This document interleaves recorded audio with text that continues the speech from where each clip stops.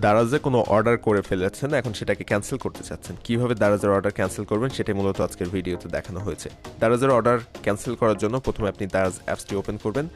দারাজ অ্যাপসটি ওপেন করার পরে আমি জাস্ট সিম্পল খুব শর্টকাটে দেখাচ্ছি কিভাবে প্রোডাক্ট ক্যান্সেল করবেন অর্ডার করার পর। ধরুন আপনি অর্ডার করে ফেলেছেন, এখন আর প্রোডাক্টে আপনার প্রয়োজন নেই, সেক্ষেত্রেই মূলত অর্ডারটি ক্যান্সেল করার প্রয়োজন হয়। সো দারাজ অ্যাপসটি ওপেন করবেন। ওপেন করার পরে এই হোম পেজে আসার পরে নিচে দেখেন এখানে অ্যাকাউন্ট নামের একটা অপশন রয়েছে। অ্যাকাউন্ট নামের অপশনের উপর ক্লিক করবেন।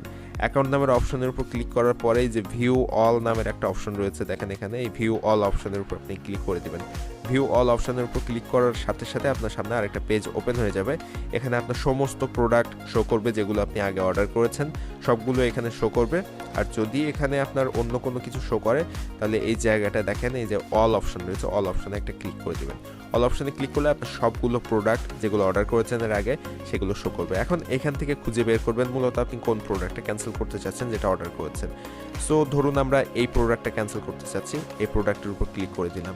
আপনি যে প্রোডাক্টটা ক্যান্সেল করতে চাচ্ছেন সেই প্রোডাক্টের উপর ক্লিক করে দিবেন।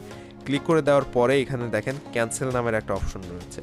এই ক্যান্সেল অপশনের উপর আপনাকে ক্লিক করতে হবে। ক্যান্সেল অপশনের উপর ক্লিক করার পরে আপনাকে রিজন সিলেক্ট করতে হবে, অর্থাৎ কী কারণে আপনি ক্যান্সেল করতে চাচ্ছেন সেটা অবশ্যই আপনাকে সিলেক্ট করতে হবে। সো এখান থেকে আমি সিলেক্ট রিজন অপশনের উপর ক্লিক করলাম। এখান থেকে আপনি কী কারণে ক্যান্সেল করতে চাচ্ছেন সেটা সিলেক্ট করে দিবেন। ধরুন আমি এখান থেকে একটা সিলেক্ট করে দিই, যেমন শিপিং ফিটা আমি দিয়ে দিই।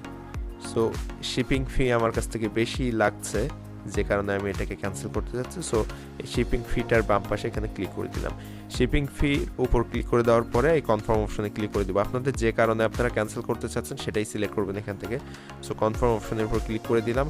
দেওয়ার পরে এখান থেকে আপনি চাইলে কমেন্ট লিখতে পারেন। আপনার যদি আর কোনো কথা থাকে যে আমি এই কারণে অন্যান্য কারণে ক্যান্সেল করতে চাচ্ছি সেটা এখানে কমেন্টে লিখে দিতে পারেন, এটা যদি অপশনাল। সো এটা লিখে দেওয়ার পরে এই যে নিচে দেখেন সাবমিট নামের একটা অপশন রয়েছে, সাবমিট অপশনের উপর ক্লিক করে দেবেন এবং কয়েক সেকেন্ডের মধ্যে আপনার প্রোডাক্টটা কিন্তু ক্যান্সেল হয়ে যাবে, যেটা আপনি অলরেডি অর্ডার করে ফেলেছেন। এই যে ক্যান্সেল হয়ে গিয়েছে। এখন কথা হচ্ছে যে এই ক্যান্সেল কিন্তু আপনি সব সময় করতে পারবেন না।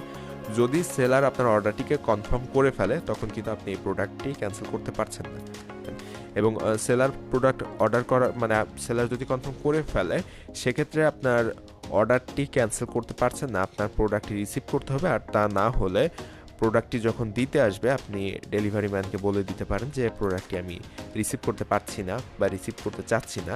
সো সেক্ষেত্রেও প্রোডাক্টটি ক্যান্সেল হয়ে যেতে পারে। তবে আমার মনে হয় যে আপনাদের প্রয়োজন ছাড়া আপনারা দারাজ থেকে এভাবে অর্ডার করবেন না, সেক্ষেত্রে সেলারের অনেকটা ক্ষতি হয়ে থাকে। সেলারের প্যাকেজিং ম্যাটেরিয়ালস এবং অন্যান্য যে খরচ রয়েছে সে কারণে কনফার্ম করার আগেই সেটাকে ক্যান্সেল করার চেষ্টা করবেন।